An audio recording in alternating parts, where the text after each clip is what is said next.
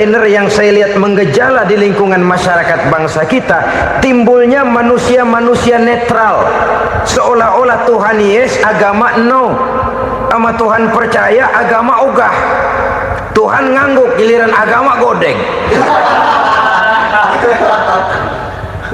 Padahal hampir dalam setiap ayat dalam Quran kata-kata amanu biasanya bergandeng dengan wa amilus sholihat, iman dan amal soleh.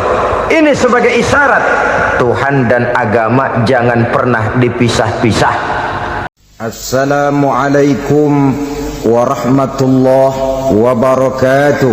Waalaikumsalam warahmatullahi wabarakatuh.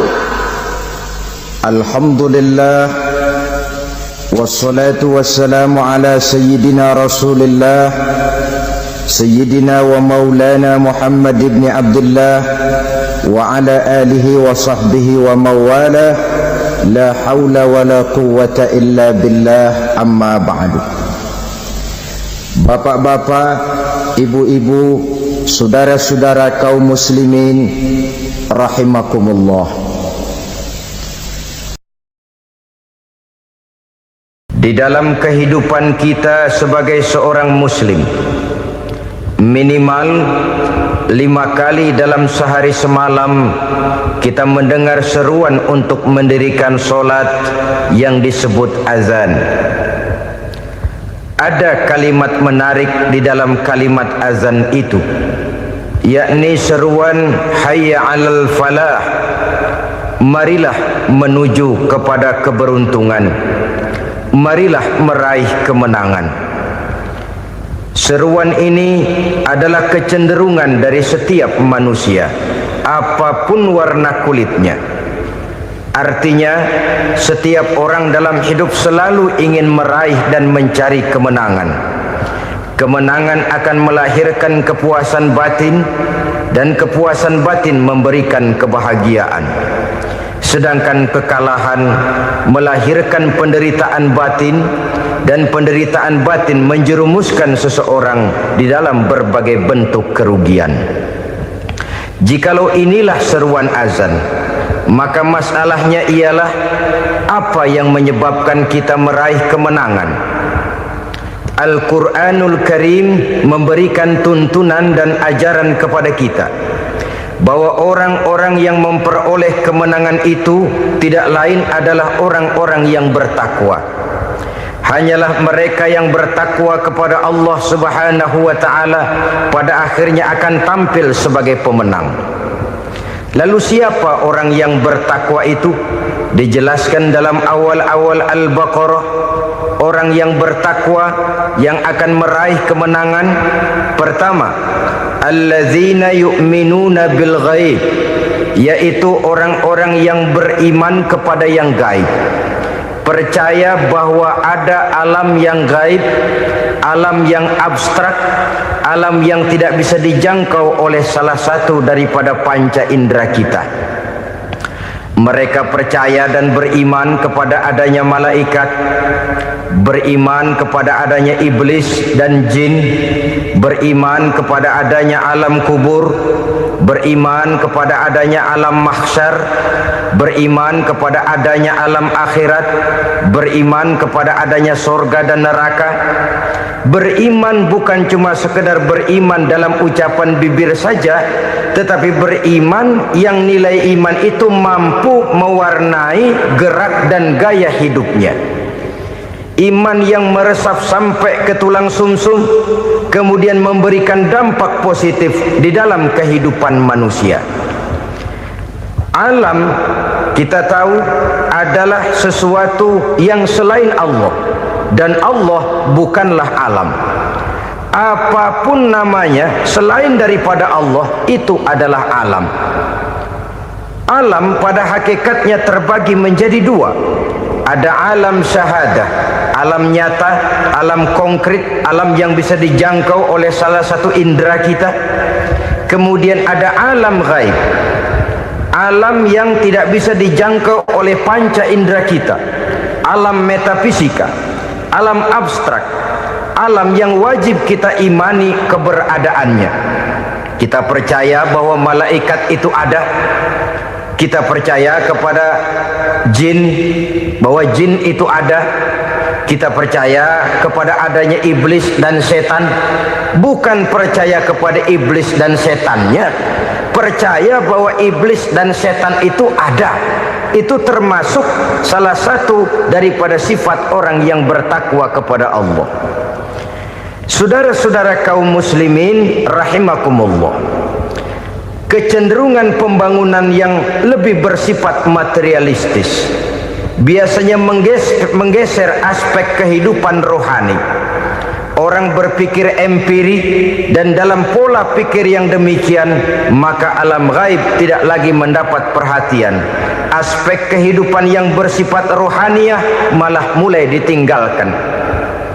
Akibatnya terjadilah kepincangan di dalam kehidupan kita.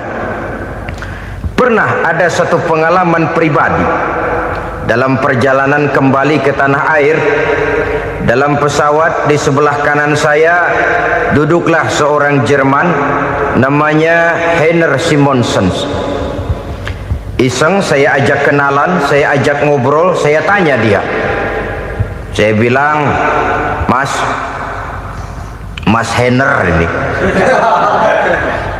kalau pesawat yang kita tumpangi ini jatuh ke bawah, kira-kira apa yang bakal terjadi, Mas? Dia bilang, kita semua akan mati. Begitu? Ya. Oke. Apa itu mati? Tanya saya. Dia bilang, untuk tahu apa itu mati, kita harus tahu lebih dahulu apa itu hidup. Saya pikir nih bule bisa ngomong juga. Baiklah kata saya. Apa hidup menurut Anda itu?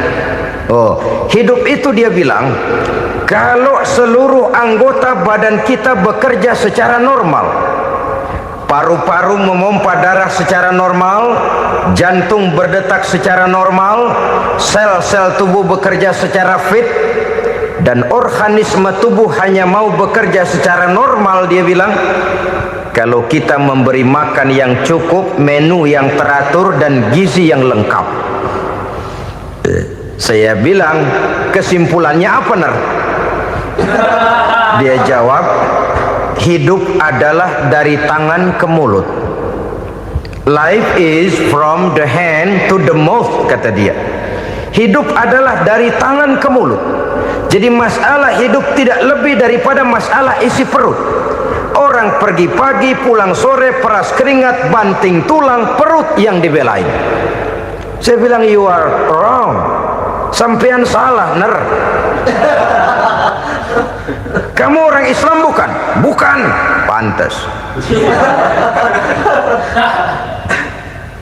Kenapa saya salah? Dia bilang, ya jelas salah. Salahnya di mana? Kamu ini manusia. Kalau hidup cuma dari tangan ke mulut, saya bilang, kambing di kampung saya juga begitu pikirannya, Ner. Itu kambing di kampung saya, asal perutnya kenyang, sudah hidup dia. Perkara besok bagaimana, lusa prospeknya macam mana, bulan depan ada apa, kambing nggak pernah mikir. Di kampung saya kambing juga pikirannya begitu. Kamu Kristen ya? Tadinya. Loh kok tadinya, lalu apa sekarang kamu ini? Dia bilang, sekarang saya netral. Saya tidak beragama, tapi saya percaya kepada Tuhan sebagai pencipta alam. Saya ingat benar dia bilang, I haven't any religious, but I believe to God as the creator of the world. Kenapa bisa netral begitu, Ner? Habis saya bingung katanya. Islam bilang Islam baik, Kristen bilang Kristen baik, Hindu Buddha bilang Hindu Buddha baik, semua agama baik. Saya netral sekalian, nggak beragama. Yang penting saya percaya kepada Tuhan. Saya bilang, Ner, kamu ini kayak orang mau beli celana, lalu bingung. Yang satu bilang Levi's bagus, yang satu bilang Blue Jean hebat, yang satu bilang Wool England hebat.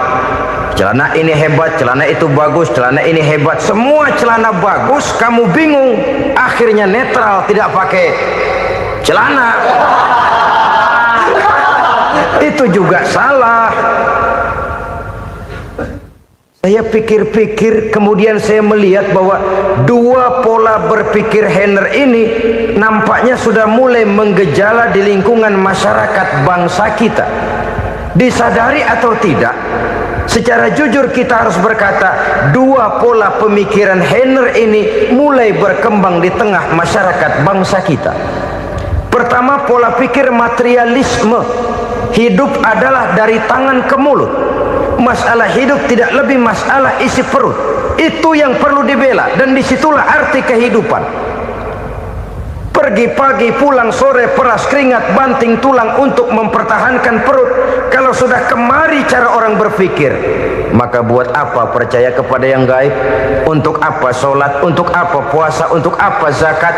Untuk apa menghadiri majelis taklim? Tanpa kepercayaan kepada yang gaib, hidup berjalan menurut alur empiris dan materialis. Kalau sudah ke sana cara orang berpikir, biasanya orang lalu cenderung menghalalkan segala cara. Hanyalah orang yang percaya bahwa akhirat ada, hanyalah orang yang percaya bahwa alam kubur itu ada, hanyalah orang yang percaya bahwa malaikat itu ada, hidupnya akan lebih terarah dan terkendali. Karena kepercayaan kepada yang gaib, yang merupakan fase daripada kehidupan setelah hidup yang sekarang ini, mewarnai gerak pribadi seseorang di dalam dia melakukan kegiatan hidupnya. Pola berpikir materialisme, disadari atau tidak, mulai menggejala di lingkungan masyarakat bangsa kita. Hidup tidak lebih dari urusan tangan ke mulut, mulut ke tangan, tangan ke mulut. Asal perut sudah kenyang, hiduplah sudah. Perkara bagaimana prospek hari yang akan datang, bagaimana akhirat, tidak jadi persoalan. Ini yang oleh Nabi diperingatkan, ad-dunya sijnul mu'min wa jannatul kafir. Dunia adalah penjara bagi orang beriman dan surga bagi orang kafir. Dulu di zaman Belanda hadis ini pernah disalah tafsirkan, disalah artikan, digunakan sebagai senjata untuk mengkebiri dan membuat impoten umat Islam.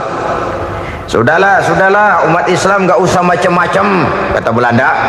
Dunia ini kan penjara buat orang Islam, surga buat orang kafir. Di penjara jangan bertingkah.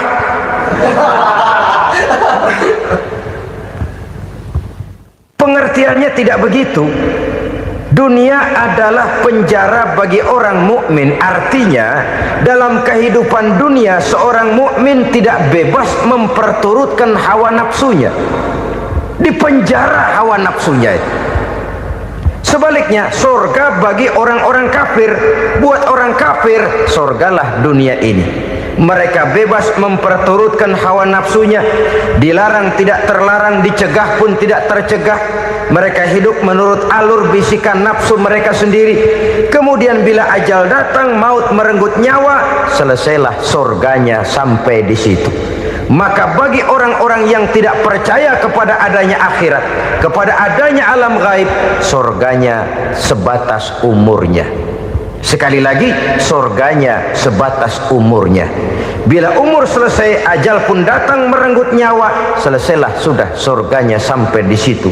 Alangkah pendeknya perjalanan orang-orang yang tidak percaya kepada alam gaib ini. Bagi kita mukmin, jikalau kita mampu memenjarakan hawa nafsu, kita bisa bahagia di dunia ini. Dan Islam memang tidak menyuruh kita sengsara di dunia. Raih dunia, kejar dunia, gapai dunia sebagai alat untuk mencapai kebahagiaan di akhirat nanti. Hidup adalah satu perjalanan panjang yang terbentang sejak kita terlahir dari alam rahim sampai kepada alam akhirat nanti. Andai kata kita gagal meraih kebahagiaan di dunia, toh kita masih punya akhirat. Tapi jangan jadi dalil yang melemahkan semangat. Biarin dah kita di dunia kebelangsak, yang penting akhirat. Akhirnya dunia benar-benar kebelangsak. Bagaimana dunia ini bisa kita raih, dan bagaimana meraih dunia untuk menunjang kepentingan akhirat nanti. Yang kedua dari pikiran Henner yang saya lihat menggejala di lingkungan masyarakat bangsa kita, timbulnya manusia-manusia netral. Seolah-olah Tuhan yes, agama no. Sama Tuhan percaya, agama ogah. Tuhan ngangguk, giliran agama godeng. Padahal hampir dalam setiap ayat dalam Quran kata-kata amanu biasanya bergandeng dengan wa amilus sholihat, iman dan amal soleh. Ini sebagai isyarat Tuhan dan agama jangan pernah dipisah-pisah. Apabila kita bertuhan, maka kita harus beragama. Apabila kita beragama, maka agama itu harus bersumberkan dari Tuhan yang kita imani itu. Tidak mungkin kita pisah, Tuhan yes, agama no. Sama Tuhan percaya tapi agama bikin sendiri. Sembayangnya cukup bengong 2 jam madep ngulon.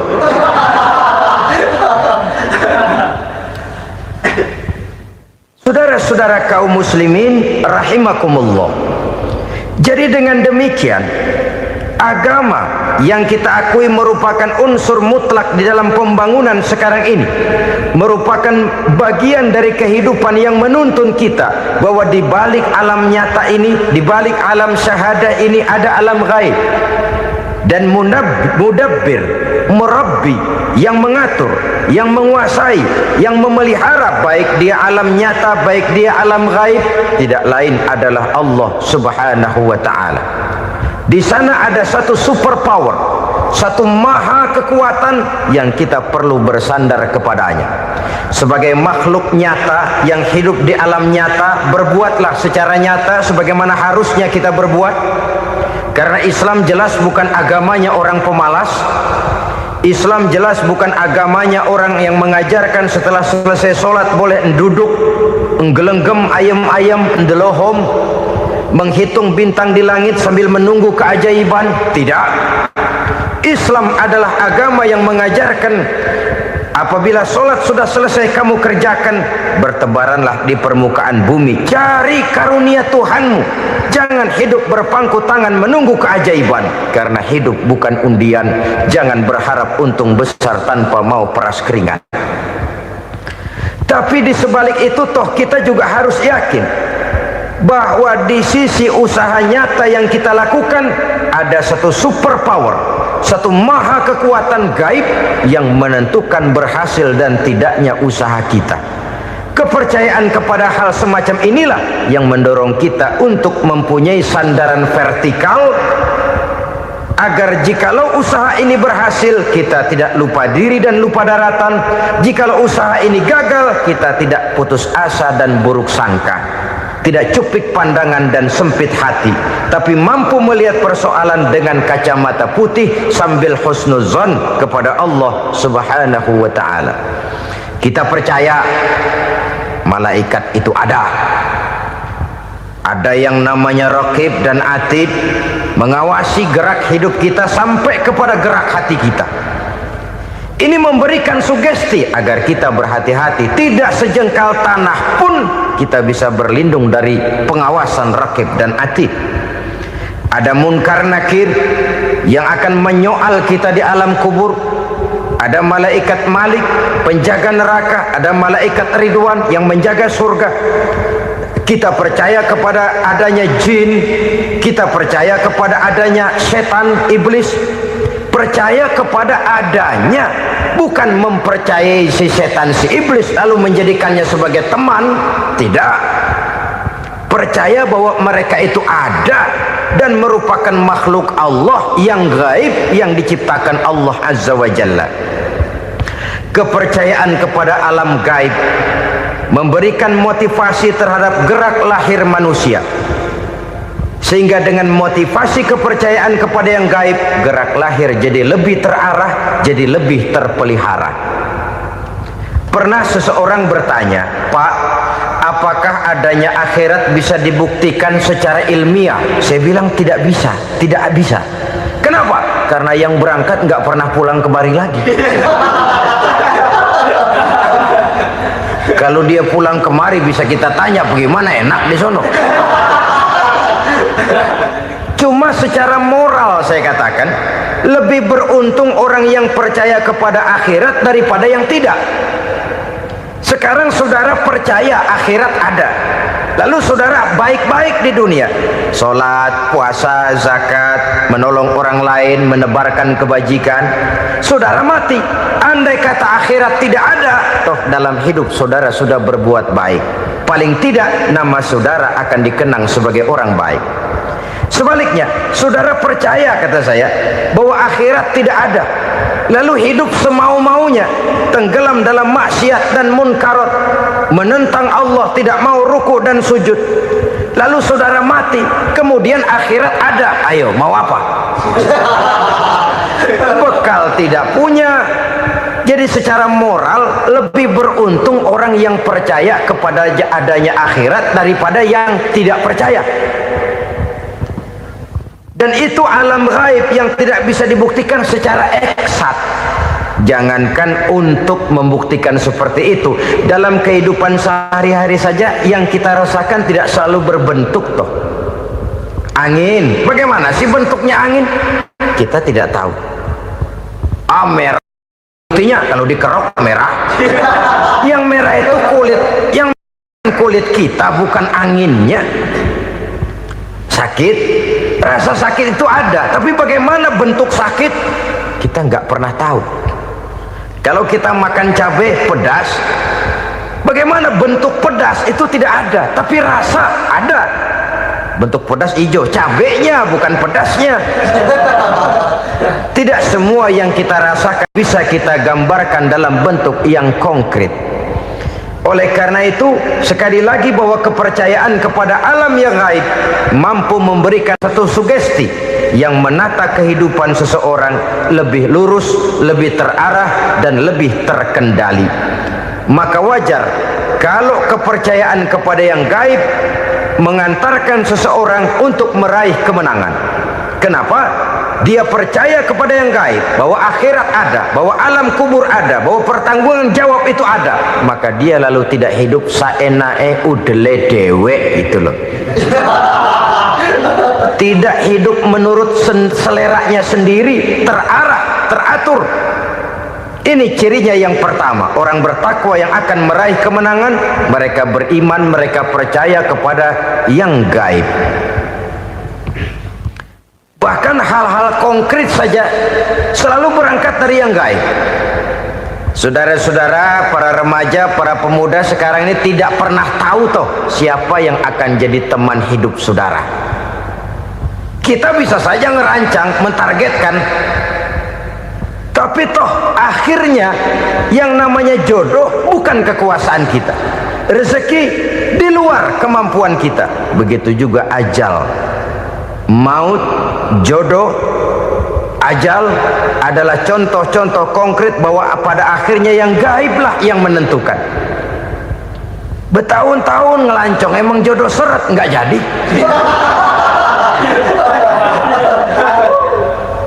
Begitu kenal baru setengah malam nginep ditangkap hansip kan. Hal-hal semacam itu kadang-kadang kita berpikir suuzon, gilet, perempuannya cakep banget, lakinya rebek amat. Memang begitulah jodohnya. Memang begitulah jodohnya. Saudara hadirin ma'asyiral muslimin yang saya hormati, jadi hal-hal yang konkret saja kita yakini sepenuhnya ditentukan oleh satu superpower yang gaib itu tadi. Dari sanalah segala ketentuan itu berangkat dan kesanalah segalanya akan kembali. Maka kepercayaan kepada yang gaib meluruskan gerak hidup seseorang dan itu akan mengantarkan dia kepada meraih kemenangan. Satu. Yang kedua, wa yuqimuna shalah. Orang bertakwa yang akan meraih kemenangan itu adalah orang-orang yang mendirikan sholat. Kenapa sholat mengantarkan orang untuk meraih kemenangan? Yang jelas, inna sholata tanha anil fahsya'i wal munkar. Sholat mampu mencegah manusia dari perbuatan keji dan munkar. Banyak filsafat hidup yang terkandung di dalam sholat ini. Sejak kita wudhu sampai kita menghadap ke arah kiblat, sampai kita melakukan gerak-gerak sholat, bacaan-bacaan yang ada di dalam sholat, lalu sampai kepada mengucapkan salam, banyak filsafat hidup yang terkandung di dalam solat. Umpamanya saja, setelah takbiratul ihram mulai kita dengan solat dalam posisi berdiri, diajarkan dalam kitab-kitab fikih agar kita melihat ke arah tempat sujud. Ini kan filsafat kehidupan. Kalau kamu solat dalam posisi berdiri, lihat tempat sujud. Jangan solat mata jelalatan, sebab nanti bisa mengurangi kekhusyuan. Jadi wajar kalau yang dikatakan bahwa yang paling afdol adalah shaf yang di depan. Kenapa? Secara harfiah pengertiannya akan lebih mengundang kekhusyuan. Kenapa? Kalau kita di shaf paling depan di masjid umpamanya paling banter kita lihat tembok. Tapi kalau kita shaf di tengah atau di belakang, orang-orang di depan kita pun akan kelihatan. Yang bajunya loreng, yang bajunya genggang, yang bajunya macam-macam. Kita lihat, kadang-kadang kita pikirin, ada yang bajunya bolong. Kita sholat tapi dalam hati, nih orang bajunya robek yang nggak tahu apa. Ada saja hal-hal yang mengusik kekhusyuan kita. Oleh sebab itu diajarkan dalam posisi berdiri, lihat, arahkan pandangan matamu kepada tempat sujud. Ini kan filsafat kehidupan. Maksudnya apa? Kalau lagi diri lihat dong tempat sujud. Kalau udah di atas ingat dong sama yang bawah. Kalau sudah tinggi ingat dong dari mana kamu berangkat.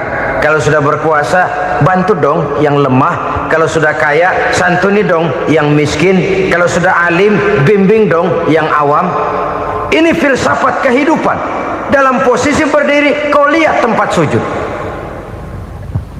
Ini akan melahirkan kepekaan sosial di mana seseorang mau tahu kepada orang lainnya. Bagaimanapun kaya kita, tinggi pangkat dan jabatan kita, jikalau hidup hanya untuk kepentingan perut sendiri saja, rasanya belum membawa manfaat di dalam kehidupan kita. Tapi efek yang tertinggi sesungguhnya, solat mencegah manusia dari perbuatan keji dan munkar. Perbuatan keji dan munkar walaupun kelihatannya mendatangkan uang, membawa keuntungan, tapi itu keuntungan semu, keuntungan sementara. Dengan menipu orang lain kita bisa dapat untung, tapi tidak membawa berkah, dan itu adalah kerugian besar dalam kehidupan kita. Maka untuk meraih kemenangan harus dimulai dengan membentuk kepribadian yang tegar, memiliki sandaran vertikal yang langsung kepada Allah Subhanahu wa ta'ala, dan itu hanya bisa kita tempuh melalui jalur ibadah formal yang sudah ditentukan Allah, yakni solat yang 5 waktu. Untuk memperkuat itu ada solat-solat sunnah, rawatib, nawafil sebagai terminal kontrol cadangan untuk memelihara stabilitas temperatur batin di dalam kita berhubungan dengan zat yang maha gaib, yaitu Allah Subhanahu wa ta'ala. Orang sering bertanya, Pak, itu tetangga saya nggak sholat, duitnya nggak habis-habis, Pak. Nggak sholat tapi mobilnya tambah terus, nggak sholat tapi usahanya makin maju. Tapi di sisi lain ada orang yang rajin sholat, rezekinya butak bener. Anaknya mana kurus, mana korengan. Saudara hadirin ma'asyiral muslimin rahimakumullah, harus saya katakan bahwa sholat memang bukan untuk cari duit. Sholat adalah sandaran vertikal kita kepada Allah.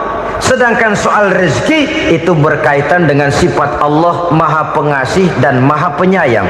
Allah maha pengasih, siapapun dikasih kalau mau usaha.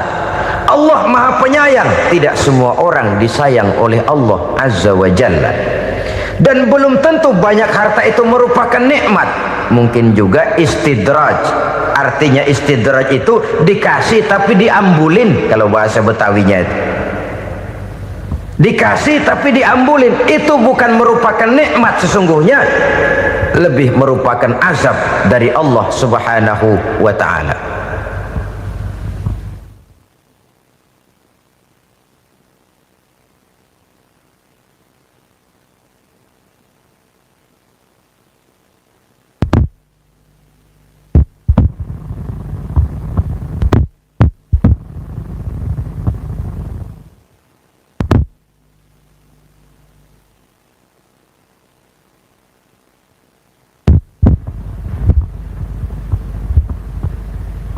agama mempunyai sistem solat. Dan kita umat Islam telah dituntun oleh Allah Subhanahu wa ta'ala yang wajibnya 5 kali dalam sehari semalam mendirikan solat. Dan itu tentu berada dalam jangkauan kemampuan manusia. Pada awalnya barangkali kita memang merasa solat itu satu kewajiban, tapi semakin kita hayati makna, manfaat dan filsafat yang terkandung di dalam ajaran solat, semakin sampai kita kepada keyakinan bahwa solat adalah keperluan kita. Sehingga pada waktu tertentu dinilai puncaknya, kita tidak lagi akan berkata saya wajib solat, tapi kita akan berkata saya perlu solat. Kalau kita sudah merasakan itu adalah keperluan kita, nah di sanalah kita baru akan merasakan ruginya kalau hal itu tidak kita laksanakan. Sepanjang kita masih berkata saya wajib sholat, kita akan lebih merasakan dia sebagai beban ketimbang sebagai keperluan. Yang jelas Allah tidak memerlukan ibadah yang kita laksanakan ini. Dengan kata lain, andai kata satu dunia penuh ini orang tidak ada yang sholat satu pun, Allah tidak akan turun dari jabatan Tuhan. Jangan lalu berpikir kalau kita ngambek se-RW kagak sembahyang Tuhan tekor kali ini ya. Tentu tidak. Itu perlunya kita, bukan perlunya Allah. Dan pada induknya kita akan berkata saya perlu agama. Kalau secara induk kita sudah memerlukan agama, maka konsep-konsep yang ada di dalam ajaran agama itu pun adalah juga merupakan keperluan kita. Baik dia bernama sholat, baik dia bernama puasa, baik dia bernama zakat, baik dia bernama haji, seluruhnya adalah keperluan kita. Dan sesuatu yang kita perlukan apabila tidak kita laksanakan akan melahirkan kerugian di dalam kehidupan. Jangan heran kalau kita membaca riwayat perjalanan hidup para salafus soleh, orang-orang soleh. Ada yang tahajud sampai 100 rakaat, ada yang sholat malam kakinya sampai bengkak. Kita sekalinya bengkak biri-biri. Ada yang sholat membaca surah dalam Al-Quran sampai khotam Quran. Kok mau? Mereka sudah merasakan itu keperluan. Itu saja soalnya. Satu saat pun jikalau kita merasa bahwa itu keperluan saya, kita pun akan melaksanakan seperti itu. Keperluan saya dalam kehidupan. Inilah yang kedua. Yang ketiga, orang bertakwa yang akan meraih kemenangan itu wa mimma razaqnahum yunfikun. Mereka membelanjakan sebagian daripada rezeki yang diberikan Allah kepada mereka. Mereka infakkan di jalan Allah. Ada satu dialog menarik. Satu hari seorang anak muda bertemu dengan seorang kakek-kakek yang sudah dikenalnya baik. Bertanyalah anak muda ini, "Kek, umur kakek berapa tahun?" 15 tahun, kata si kakek. Anak kakek berapa orang? 1. Harta kakek berapa banyak? 15 juta. Si anak muda ini bengong, lalu protes, "Kok kakek bohongin saya?" "Kenapa?" "Saya tahu umur kakek 70 tahun. Kenapa ngaku 15? Saya tahu anak kakek 5. Kenapa bilang 1? Saya tahu kakek miliuner, miliaran uang kakek. Kenapa ngaku cuma 15 juta? Begini, kata si kakek tadi. Benar, umur saya 70 tahun. Tapi dari umur yang 70 tahun itu baru 15 tahun terakhir ini saya merasakan ibadah kepada Allah. Meninggalkan maksiat, jauh dari segala macam munkarat. Maka yang 15 tahun inilah yang benar-benar saya rasakan sebagai umur saya. Benar anak saya 5, tapi yang 4 susah diatur. Cuman 1 rasanya nih yang bakal jadi si buah hati belahan jantung, pelanjut cerita penerus sejarah. Cuma satu ini yang saya harapkan, yang akan jadi anak soleh, yang akan membuat saya menerima pensiunan pahala. Kalau yang 4 apek dah, nggak ada harapan. Yang satu nyekek botol melulu. Oh begitu, iya. Lalu kenapa kakek bilang harta kakek cuma 15 juta padahal saya tahu kakek uangnya miliaran, depositonya banyak? Ya karena 15 juta itulah yang saya ingat yang pernah saya belanjakan di jalan Allah. Saya merasa itulah harta saya yang sebenarnya. Yang miliaran yang saya simpan di bank kelak, kalau satu saat saya mati, akan jadi rebutan di antara anak-anak saya. Iya kalau anak saya soleh kayak yang satu ini. Kalau yang 4 tadi udah tulen dia bakal berantem dah berebut tuh. Jadi 15 juta yang saya belanjakan di jalan Allah inilah yang saya merasakan benar-benar harta saya yang sesungguhnya. Dialog ini patut menjadi bahan renungan kita bersama. Diberikan kita umur 40, 50, 60, 70, 80. Berapa tahun dari umur yang diberikan itu yang jalan mulus, yang kita gunakan untuk melaksanakan ibadah? Banyak harta kita simpan di bank, di lemari, di dompet, di tas. Tapi berapa yang sudah kita depositokan di jalan Allah yang akan menemani kita di hari kita kembali nanti?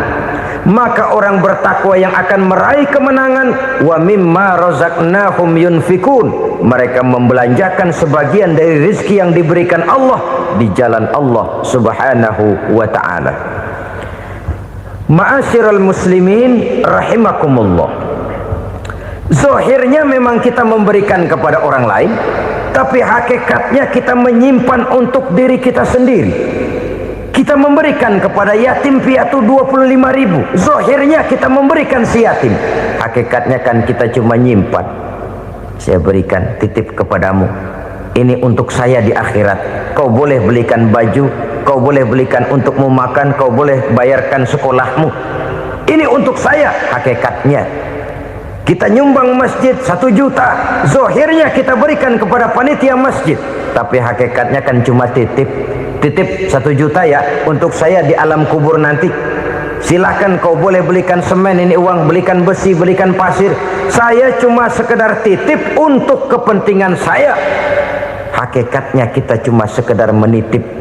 Sebagaimanapun pada hakikatnya, apapun yang kita miliki dalam kehidupan kan cuma sekedar hak guna pakai, bukan hak milik mutlak. Harta kita, rumah kita, kendaraan kita, kebun kita, pabrik kita, hak guna pakai saja.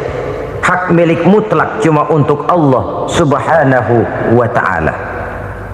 Saudara-saudara kaum muslimin rahimakumullah, ini yang ketiga. Kemudian yang keempat, orang-orang bertakwa yang akan meraih kemenangan, allazina yu'minuna bima unzila ilaika, mereka yang beriman, mereka yang percaya kepada apa yang telah diturunkan kepadamu Muhammad, ay Al-Quran, yakni Al-Quranul Karim. Setelah percaya kepada yang gaib, mendirikan solat, kemudian menginfakkan sebagian dari rezeki yang diberikan Allah, mereka juga lalu percaya kepada yang diturunkan terhadap Nabi, yaitu tidak lain Al-Quranul Karim. Sekali lagi di sini, percaya bukan hanya sekedar percaya saja, tetapi percaya lalu menjadikan Al-Quran itu sebagai pedoman hidup. Sebab memang Al-Quran itu adalah GBHM, garis-garis besar haluan muslim. Apa yang harus kita lakukan, apa yang harus tidak kita lakukan, bagaimana mestinya kita bertingkah laku dan berbuat, seluruhnya tercantum di dalam Al-Quranul Karim. Itu sebabnya ketika satu hari Aisyah ditanya bagaimana akhlak Rasul, beliau menjawab, kana Rasulullah sallallahu alaihi wasallam khuluquhul Quran. Akhlak daripada Rasulullah tidak lain adalah Al-Quran. Jawaban simpel ini memberikan gambaran bahwa keseluruhan daripada konsepsi Quran sudah diterjemahkan dalam kehidupan Rasulullah Sallallahu Alaihi Wasallam. Karena kita tahu akhlak adalah keseluruhan dari gerak hidup manusia. Sejak ia berpribadi, berumah tangga, bertetangga, bermasyarakat, sampai kepada berbangsa dan bernegara, Al-Quran tetap memberikan sentuhan nilainya. Oleh karenanya, orang-orang yang bertakwa adalah orang-orang yang menjadikan Al-Quran sebagai pedoman dalam kehidupannya. Dan kita yakini Al-Quran diturunkan kepada Nabi Muhammad bukan merupakan produk Nabi Muhammad. Isi dan redaksinya langsung dari Allah Subhanahu wa ta'ala. Kemudian cirinya yang kelima, orang bertakwa yang akan meraih kemenangan itu, wa ma unzila min qablika. Tidak hanya sekedar percaya kepada yang diturunkan terhadap Nabi Muhammad yaitu Al-Quran, mereka juga percaya kepada apa yang pernah diturunkan kepada para nabi, kepada para rasul sebelum Nabi Muhammad. Percaya kepada adanya suhuf, percaya kepada adanya Taurat, percaya kepada adanya Injil, percaya bahwa Allah dahulunya sudah menurunkan Taurat kepada Musa, percaya bahwa Allah sudah menurunkan Injil kepada Isa, percaya Injil ada, Taurat ada, diturunkan Allah untuk Isa dan Musa, tetapi tidak wajib mengamalkannya karena kita sudah diberikan Al-Quranul Karim. Ini yang perlu saya garis bawahi. Kita percaya Allah telah menurunkan Injil dahulu kepada Isa. Kita percaya bahwa Allah telah menurunkan Taurat dahulunya kepada Nabi Musa. Kadang-kadang ini dijadikan dalih, dikacaukan pengertiannya. Quran saja mengajarkan bahwa orang yang bertakwa harus percaya kepada Injil, maka pakailah Injil. Apalagi kalau ayat sebelumnya ditilap, dihapus, dihilangkan, Injilnya yang ditekankan, maka akan terjadilah penekanan yang salah arah. Karena salah arah akhirnya bisa merusak dan menghancurkan akidah. Ketika Rasul suatu saat pernah ditanya orang, "Ya Rasul, bagaimana sikap kita sebagai muslim terhadap Injil yang ada sekarang?" Beliau menjawab, "La tukadzibuhu jami'an wa la tusaddiquhu jami'an." Jangan didustakan seluruhnya, jangan juga dibenarkan semuanya. Artinya, ini sudah merupakan gambaran dari Rasul bahwa dalam Injil yang ada sekarang masih ada ajaran-ajaran tauhid yang dibawa oleh Nabi Isa dan diajarkan kepada umatnya. Tapi juga dalam Injil yang sekarang ini sudah terkena intervensi dan investasi manusiawi. Karena itu Rasul menyimpulkan, la tukadzibuhu jami'an wa la tusaddiquhu jami'an. Jangan didustakan semua, jangan dibenarkan seluruhnya. Kita memang percaya Allah telah menurunkan Injil kepada Nabi Isa dulu, tapi kita tidak wajib mengamalkan Injil. Kita percaya Allah telah menurunkan Taurat kepada Nabi Musa, tapi kita tidak wajib mengamalkan kitab ajaran Taurat. Yang wajib kita percayai dan kita amalkan hanyalah Al-Quranul Karim. Kenapa? Oleh karena baik yang ada di dalam Taurat, baik yang ada di dalam Injil, tentu tercakup di dalam Al-Quran sebagai kitab terakhir yang diturunkan oleh Allah Subhanahu wa ta'ala. Dan itu wajar. Kalau seorang pejabat mau mengeluarkan satu keputusan baru, tentu dia harus meninjau keputusan-keputusan lama. Andai kata dianggap tidak berlaku, dianggap tidak relevan lagi, maka keputusan-keputusan lama itu tentu sudah dianggap tidak berlaku. Sebagian daripada aturan-aturan dalam keputusan lama yang masih dianggap relevan tercantum dalam keputusan baru yang wajib diamalkan. Begitulah hubungannya antara Al-Quran, Taurat, Zabur, dan Injil. 4 kitab samawi yang diturunkan Allah masing-masing kepada Zabur untuk Nabi Daud, Taurat untuk Nabi Musa, dan Injil untuk Nabi Isa alaihi wassalatu wassalam. Ketiga-tiga kitab itu kita percayai adanya, Kita yakini Allah telah menurunkan Zabur, Taurat dan Injil, tapi kita tidak wajib mengamalkannya.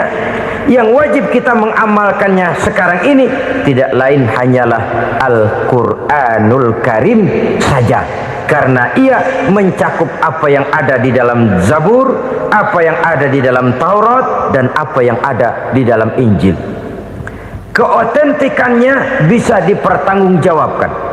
Ya, tapi kan Nabi Muhammad sudah mati 14 abad yang lalu, dan di zaman beliau Al-Quran kan belum dikodifikasikan, belum ditulis. Bagaimana keotentikannya bisa dipertanggungjawabkan? Mudah saja. Allah berjanji, inna nahnu nazzalna dzikra wa inna lahu lahafizun. Kami yang menurunkan Al-Quran dan kami yang akan menjaga dan memeliharanya. Allah turunkan Quran, Allah menjaganya. Bagaimana cara Allah menjaga Al-Quran itu? Banyaknya orang-orang yang hafaz Al-Quran. Hafaz Al-Quran 30 juz, 114 surah, 6666 ayat. Sehingga jangankan satu kata, jangankan satu ayat, satu kalimat saja berubah sudah akan timbul reaksi dan mudah dimengerti. Kenapa? Banyak orang-orang yang hafaz Al-Quran. Sedangkan pada setiap akhir tahun biasanya malaikat Jibril selalu mengadakan checking terhadap ayat-ayat yang diturunkan pada waktu itu. Di zaman Nabi sendiri sudah ada usaha kodifikasi. Dan yang lebih luar biasa lagi, sampai hari ini tidak seorang pun mampu membuat satu ayat saja semacam Al-Quran. Ke bahasa manapun dia diterjemahkan, naskah aslinya tetap ikut, rujukan dasarnya tetap ada. Berdasarkan itu maka tidak mungkin terjadi penyelewengan terhadap atau pemalsuan terhadap ayat-ayat Al-Quranul Karim. Kesuciannya, keotentikannya, kemurniannya bisa dipertanggungjawabkan. Ma'asyiral muslimin rahimakumullah. Oleh karenanya, konsepsi dasar daripada ajaran Islam ini memang tidak lain adalah Al-Quran dan Sunnah. Isi daripada agama Islam yang merupakan iman, Islam dan ihsan, konsepsi dasarnya tidak lain adalah Al-Quran dan Sunnah Rasulullah Sallallahu Alaihi Wasallam. Maka yang kita perlukan sekarang ini adalah terjemahan Al-Quran di dalam kehidupan kita. Dengan demikian, maka gaya kehidupan yang lebih Qurani itulah yang kita dambakan. Kita perlu memang terjemahan Quran dalam bahasa Inggris, dalam bahasa Belanda, dalam bahasa Jepang, tapi yang lebih kita perlukan adalah terjemahan Quran di dalam kehidupan kita. Konsekuen, tidak memanipulasi, ringan sama kita jinjing, berat sama kita pikul. Jangan kalau lempengan ayat Quran tuh kira-kira enak diamalin, keras teriakan kita. Giliran kira-kira ayat Quran itu mukul kepala kita sendiri, diam kita. Itu ciri yang pernah disindir Allah dalam awal-awal Baqarah juga. Ciri beragamanya orang yang munafik. Kullama adha'a lahum masyawfih, kata Allah. Wa iza azlama alaihim qamu. Apabila terang mereka jalan, apabila gelap mereka berhenti. Artinya, kalau kira-kira di Islam nguntungin, rame-rame pada teriak Islam.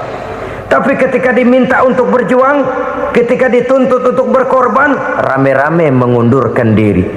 Nasib agama tidak ubahnya seperti daun pisang yang dikait orang di tepi jalan lantaran tak berpayung di ketika hari hujan. Manakala hujan usailah sudah, daun itu pun dicampakkan di tepi jalan, diinjak pula orang nan lalu. Artinya, orang menjadikan agama cuma sebagai lipstick, decoration only. Tidak konsekuen. Hanya pada saat-saat kelihatannya Islam membawa keuntungan, rame-rame orang teriak-teriak tentang Islam. Tapi jikalau diminta berjuang, jikalau dituntut untuk berkorban, biasanya rame-rame juga mengundurkan diri. Jangan heran kalau mayoritas hitungan kita, tapi minoritas peranan kita. Kuantitas kita dalam jumlah, tapi dalam kualitas kita lebih sering jadi penonton daripada jadi pemain. Padahal itu sangat tidak boleh terjadi. Umat Islam di Indonesia harus bangkit. Umat Islam di Indonesia harus sadar akan keberadaannya. Tidak boleh hanya jadi penonton berpangku tangan, karena memang agama kita juga mengajarkan untuk konsekuen di dalam menjabarkan ajaran-ajaran daripada agama kita. Kita sering jatuh menjadi umat yang lemah oleh karena kita ini tidak pandai menggalang kebersamaan yang diakibatkan tidak konsekuennya kita. Diistilahkan bahwa umat Islam di dalam menggalang kebersamaannya itu harus seperti orang main sepak bola. Saudara-saudara kan tahu orang main sepak bola itu. Orang main sepak bola, kalau pertandingan belum dimulai sih silakan saja kumpul di luar lapangan, atur strategi yang baik. Tapi kalau pertandingan sudah dimulai, turun ke lapangan hijau, jangan kumpul terus. Ada sepak bola gotong royong, mundur-mundur rame-rame, depan ke depan kumpul melulu mainnya. Kalah. Orang main sepak bola itu ya harus ada penyerang tengah, harus ada penjaga gawang, harus ada strikernya, harus ada kiri luarnya, kanan dalamnya yang jadi backnya. Posisi boleh bermacam-macam, tapi yang penting saling ngoper untuk menggolkan gawang lawan. Begitulah umat Islam ini.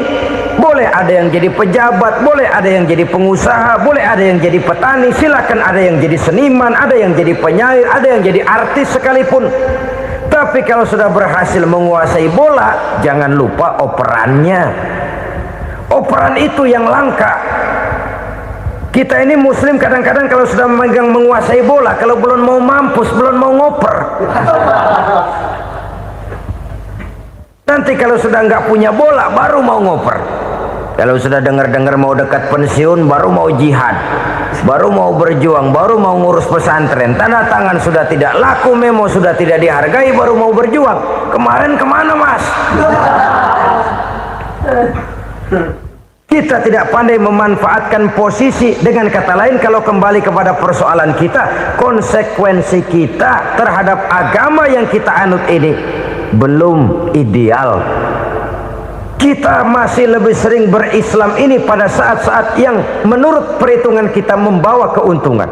Tapi kalau diminta berjuang, dituntut berkorban, yang itu pun hakikatnya adalah untuk kepentingan kita juga. Allah tidak pernah menuntut kita untuk jihad bagi kepentingan Allah, itu tidak. Berjuang menegakkan agama Allah, apakah untuk kepentingan Allah? Tidak. Untuk kepentingan kita. Sebab nilai-nilai jihad itu pada akhirnya akan membawa kita kepada suatu kebahagiaan. Setidaknya kalau tidak di dunia, tentu di akhirat sebagai syahid. Oleh karena itu, pada bagian akhir ini saya ingin mengajak, marilah kita konsekuen. Sekali kita berkitabkan Al-Quranul Karim, mari dia kita jadikan pedoman. Jangan cuma kita jadikan sebagai penghias dinding, pelengkap rumah, bahwa di rumah kita ada Al-Quran, tapi yang baca kecoa. Habis pada bolong tuh Quran. Yang penting kan punya Quran. Ditaruh di pintu rumah, biar apa? Biar kuntilanak kagak masuk katanya. Ya, apa itu nasib Quran? Cuma kerjanya jaga pintu, ngusir kuntilanak, ngusir memedi. Bagaimana kita hidup menurut tuntunan Al-Quran? Kadang-kadang tidak pernah menjadi masalah bagi kita. Maka bagaimanakah Al-Quran akan mungkin membawa keberkahan dalam hidup kalau ajarannya kita injak-injak dalam keseharian kita? Mewujudkan gaya hidup yang lebih Qurani, itulah yang akan kita rintis di dalam kehidupan kita, bertahap, step by step, menurut kemampuan yang ada pada kita. Jika jalan ini tidak bisa kita selesaikan, percayalah akan ada generasi penerus yang akan melanjutkan usaha dan cita-cita mulia itu. Jadi percaya kepada Taurat, percaya kepada Injil, sekedar percaya Allah dahulunya sudah menurunkan itu, tapi kita tidak wajib mengamalkannya. Kenapa? Generasi Injil masa berlakunya sudah kedaluwarsa. Taurat masa berlakunya sudah kedaluwarsa. Injil pernah berlaku untuk orang Nasrani di zaman Nabi Isa. Taurat pernah berlaku untuk orang Yahudi di zaman Nabi Musa. Setelah generasinya berlalu, datang Rasul penutup yang membawa Al-Quranul Karim, maka Al-Quran itulah yang berlaku menjadi pedoman sampai hari akhir nanti. Jangan jauh dari Al-Quran, karena apabila ini kita lakukan, maka kita akan kembali kepada satu gaya hidup yang jauh dari tuntunan agama, dan itu artinya kita akan semakin jauh untuk meraih kemenangan. Saudara-saudara kaum muslimin rahimakumullah. Yang keenam, yang terakhir, orang-orang bertakwa yang akan meraih kemenangan itu wabil akhirati hum yuqinun. Mereka percaya, mereka yakin seyakin-yakinnya akan adanya hari akhir, di mana seseorang akan mempertanggungjawabkan seluruh perbuatannya di dalam hidup ini, dan tidak ada satu perbuatan yang bagaimana kecilnya sekalipun yang tersembunyi dalam pandangan manusia yang tidak akan dibukakan persoalannya di mahkamah Qadi Rabbul Jalil di akhirat nanti. Itulah sebabnya maka percaya kepada akhirat disebut secara khusus. Padahal di awal tadi sudah dijelaskan yu'minuna bil ghaib, percaya kepada alam gaib, dan alam gaib ini termasuk akhirat. Kenapa pada bagian akhir disebut lagi akhirat? Karena ternyata bahwa kepercayaan kepada adanya akhirat merupakan induk dari kepercayaan terhadap adanya malaikat, setan, jin, dan lain sebagainya, dan akan lebih memberikan sugesti dalam kehidupan manusia untuk meluruskan gerak hidupnya. Jikalau satu saat tergerak hati akan berbuat kejahatan, ingin mencuri, sadarlah, awas ada akhirat. Sebab kalau kita cuma teriak awas ada polisi, itu cuma tertunda sementara, begitu polisi meleng embat. Kalau kita ingin berbuat jahat cuma berteriak awas ada hansip, cuma sementara ketika hansip itu ada. Tapi kalau ceritanya awas ada akhirat, mau menyeleweng awas ada akhirat, mau berjudi awas ada akhirat, mau mencuri awas ada akhirat. Keyakinan yang akan meluruskan gerak hidup manusia sehingga gerak itu jadi lebih terarah dan terkontrol, tidak merugikan baik diri sendiri, lebih-lebih orang lain.